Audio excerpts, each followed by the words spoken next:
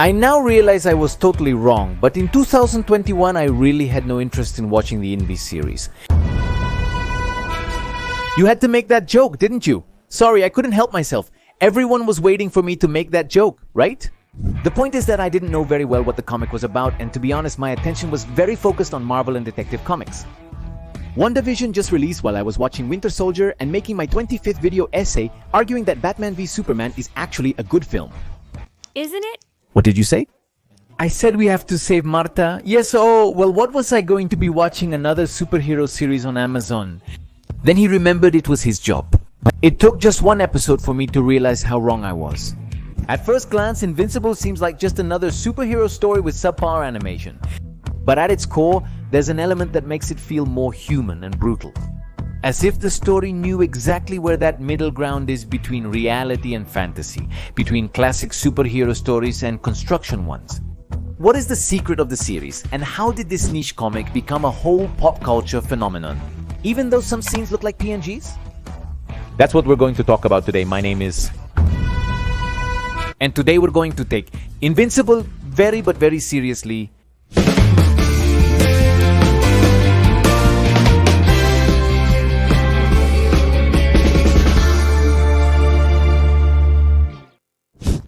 Chapter 1. The Secret of Invincible. It's been a while since you said that. Cousin Andres returns in the next video. No, I didn't give him our new address. A small detail before we start. For this video, I'm going to be talking about the Invincible comics and series. But I'm not going to give spoilers about what happens beyond what we've seen in the third season, so if you only follow the series, don't worry. The comic and series offer different experiences, each with aspects I prefer over the other. We'll discuss them as we progress. Off the bat, I can tell you that the series is a great adaptation, and this is largely due to it preserving the original tone of the comic. And for me, this is one of the big secrets behind the success of Invincible. In Volume 1 of Invincible, writer Kurt Busiek, famous for works like Marvel and Astro City, describes the story in the following way. Invincible embraces its genre. It's a superhero comic that loves being a superhero comic, one that doesn't try to deconstruct or expose or satirize, it just wants to be a good superhero comic. However, it still manages to give a different twist to things and ends up being a different, smart and lively story. I believe Busiek is completely correct. The first episode of the series contains several familiar elements. You quickly grasp that Omni-Man is the Superman equivalent in this universe, and the Guardians of the Globe are the Justice League counterparts. And when you see Mark acquiring his powers, you get the idea that the story will be about how he has to learn to use them responsibly, while trying to balance school, friends, and a romantic relationship. It is reminiscent of stories like Spider-Man, and that is indeed part of what it's about. But this perception that he arrives with is shattered at the end of the first episode. When we see Omni-Man brutally eliminate the Guardians, our perception of the series completely changes. That familiar safe space is shattered, and we realize expectations have changed. Invincible will not only be a story of a boy learning to be a hero, but the story of someone who has to completely rethink. At the end of the first episode, he caught me. A returns to the couch. The video isn't over yet. Sorry, I was having hot chocolate, which is why I replaced myself with a portable network graphics. If Invincible can, so can I. The coolest thing about Invincible is that Mark Creason works as a projection of the viewer. He's a nerd who reads comics and loves superheroes, speaking to other nerds who read comics and love superheroes, and that's why it's so easy to identify with him at first. Like Mark, we grew up believing that in superhero stories, the good guys always know what's right and inevitably triumph. But here this view slowly crumbles. Mark realizes that having powers doesn't mean he can save everyone. Great tragedies stem from good intentions, and the world is far more complex than he thought. The interesting thing is that we are discovering all of this at the same time as Mark, and that's why Invincible feels like such an immersive story. Because it really seems like we're discovering this fantastic but also violent world, and we struggle internally to figure out what is right in each situation. The series unwittingly compels you to consider what you would have done in their situation. But beware, because many of us are already used to seeing superheroes in these morally ambiguous stories, where not everything is always rosy. Have you ever wondered why we initially underestimated the Invincible series before watching it? I think a part that helps achieve that has to do with the animation Invincibles? Yes. The PNGs, that's right. Comparing Invincible comic panels with the animated series reveals the reasons behind the criticism of the show's animation. And usually two things are criticized. The first is that some scenes seem to be made up of separate PNGs, which simply come together at the end. Secondly, the Saturday morning cartoon-like animation style is not the most appealing. The portable network graphics issue is indeed terrible, but I will defend the animation style. We usually link this animation style with children's cartoons like Thundercats or Ninja Turtles, which makes us approach the series with our guard down. Because the style makes you think that all problems will be resolved in 22 minutes and no one will lose their life in a tragic way. Invincible succeeds by blending a nostalgic visual style with contemporary superhero narratives and explicit violence, which makes these situations feel much more raw and visceral, because at first you don't see it coming. It should be clarified that this does not happen in the comics, but it has other things in its favor. First, it's a very enjoyable and easy to read story. It's one of the easiest comics to read and goes by quickly. Invincible stands out not just for its fresh dialogues and narrative arcs, but also because unlike other comic characters with numerous issues, reboots, universes, and alternate realities, it has a clear beginning, development, and end. Begin with issue or volume 1, then progress through the series. Invincible has a total of 144 comics, which might sound a bit overwhelming, but it's much less than what characters like Superman or Batman have, and they are from the thin single issues. So, as I told you, they go by very quickly. It should be noted that the series is adapting the characters and narrative arcs very well. However, there are several differences as well, especially regarding the sequence of events. In the comic, the Guardians of the Globe die in issue 7. And events like Mark's first encounter with Alan the Alien and the Reaniman occur before this. These changes in order do not generally affect the story, but they do help the animation feel more fluid. How is a portable network graphics going to look more fluid? I love this because the series respects the comic, while acknowledging that the narrative in animation and comics works differently. Since in a comic we can stop to observe each panel and give it as much time as we want. In the animated version, the pace and situations should be more consistent. But at the same time, the Invincible series is not afraid to make some changes that benefit the story. Because it's a series that, wow, what is that? Let's continue then. The Invincible series introduced several changes. For example, in the comics, William, Mark's best friend, is originally straight. In the comic, he dates Atom Eve at one point, but later dates Rick Sheridan, mirroring the series. So, I guess they said let's get straight to the gate point from the beginning and not confused straight. Another big change is that in the comics, Amber is not African American. She doesn't have as much weight in the story and has a much flatter and more vanilla personality than what we see in the series. Interesting choice of words given Amber's skin color, huh? She's more like the typical female character who's just there, keeping Atom Eve's seat warm. Another interesting choice of words. Something similar also happens with Debbie, Mark's mother. Even though she is a good character in the comic, the series developed her grief and her conflict with having lived a lie for years much better. Both Amber and Debbie have more development in the animation, while characters like Omni-Man are great in both the animation and comic. Another interesting lesson. Think, Dad, think! For instance, there's a dialogue where Nolan states that Debbie is more like a pet to him.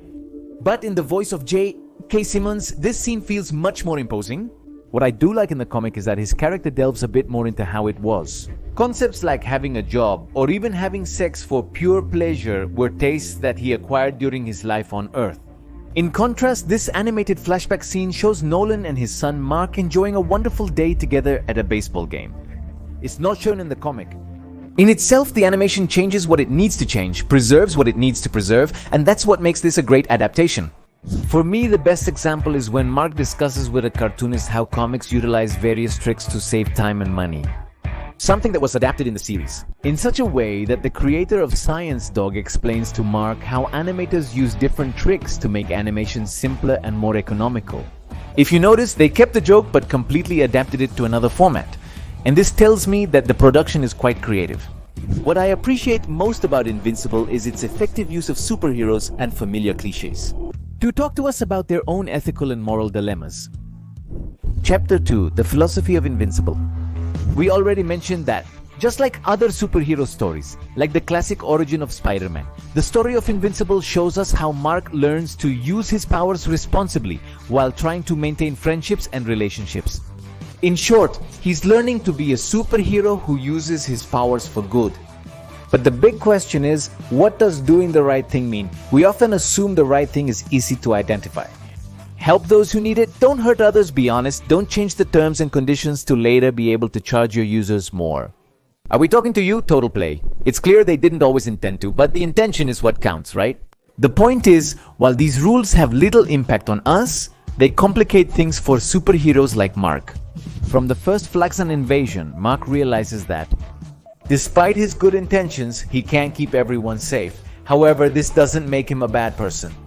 Philosopher Immanuel Kant states that morality depends not only on the outcome of actions, but also on the intention behind them. In this case, Mark intended to help, but he can't, so he can't. We usually don't see this type of narrative in other comics, where these invasions seem to have no consequences. The same happens with Atom Eve, building a park that eventually falls apart. In other words, in Invincible, they make sure that you, as a viewer, realize that death and the consequences of your actions are completely real. Things don't automatically go well just because you're the story's hero. Another case is when Titan approaches Invincible and asks for his help to defeat Machine Head. In this case, Mark thought he was doing a good deed and that he was helping him get rid of a criminal, when in reality, he was helping him come to power. Mark's intentions were good, but the results weren't always positive. Does he always get a pass because of his good intentions? No, because other philosophical views argue that morality is determined by consequences, not intentions. Utilitarianism is one such theory. A theory that states an action is morally correct if it produces the greatest possible happiness for the greatest number of people. Returning to the case of Adam, Eve, and the park, her intention was good, but when the park sank, dozens of people were injured, which tells us that the consequences of helping were bad. So from a utilitarian point of view, it was a bad action. It's like when my dad helps in the kitchen but makes the food worse. Did you tell me that you like my quesadillas? Well, what can I tell you, Dad? Who can mess up quesadillas? Another aspect of Invincible that makes us consider utilitarianism is the villain Armstrong Levi. Do you believe Invincible should have killed Armstrong Levi in their initial encounter? It's a complicated matter. For a while, Mark blamed himself because he thought he had gone too far. And this is understandable, as culturally we are used to considering the act of taking a life immoral. However, when he discovered that Armstrong had survived and returned with an army of multiverse Invincibles, causing countless deaths, well, the perspective completely changes. What was the ethical choice in this situation? A consequentialist philosophy like utilitarianism could provide guidance. Eliminating Armstrong could have prevented many tragedies, according to some. However, other currents, like Kantian ethics, state that there are unbreakable rules. Perhaps he could have arrested him, which would also have prevented the invasion of the Invincibles. But there is a more important reason to end the life of Armstrong Levi. It means that Mark could well choose to make this decision with any other villain he considers dangerous enough. And here we must ask ourselves, can we always trust Mark's good judgment? What if one day he decides that we are the villains? What do you think? I'll read your thoughts in the comments. This is something we also see through the character of Cecil, who often uses ex-villains for his own plans and benefits. On one hand, as in the case of Darkwing, we could say that he is giving him the opportunity to repair some of the damage he did to society. We then witness him applying this idea by saving Conquest's life, raising the question, what's the point of being alive if you're just okay? Damn pen. Well, that's what laws are for, right? If Mark follows the laws, he's supposed to be in the right. Invincible also excels at portraying Cecile as a figure representing the United States government, who arbitrarily determines what is legal and what is not. He does so with a utilitarian perspective, often stating that he always does what's best for the world in general, not particularly. He seems to always agree that there may be occasional deaths as long as it helps him save the world. But is this really true? If he really is a utilitarian who looks out for the good of humanity, wouldn't it be better then to give full control to the Viltrumites? Since they would supposedly eliminate hunger, wars, and injustices? The issue with utilitarians is that they undoubtedly employ total play. Isn't it that they focus too much on the consequences and underestimate other elements that are also important? Notably, Mark Grayson initially aimed to be the archetypal flawless superhero in a traditional perfect narrative. But as the story unfolds, he realizes that his world is not perfect, so all he can do is aspire to make good decisions. And along this path he makes many mistakes, but he gets up, adjusts his broken jaw, and keeps going. Invincible is not a simple story of heroes and villains, but a complex exploration of what it means to do the right thing in a world that rarely rewards good intentions. In the end, I think the most attractive thing about Invincible, And what is attracting so much public attention is that it is a story that uses the familiar, like the animation style. Do these narratives, like Superman or Spider-Man, feature a powerful alien civilization or a teen boy grappling with his new abilities? To question what we already want to know? And it forces us to question everything we already know about superheroes and morality while presenting us with a fresh and fun story. I misjudged Invincible, which is why I'm making this video. To help you avoid the same error, I plan to continue creating content about Invincible. But speaking of particular elements like the story of the Viltrumites or the huge budget they spend on voices, if these topics interest you, subscribe to the channel and activate the bell, as it may deactivate unexpectedly. That's all for now. I am Go, and keep looking beyond the obvious.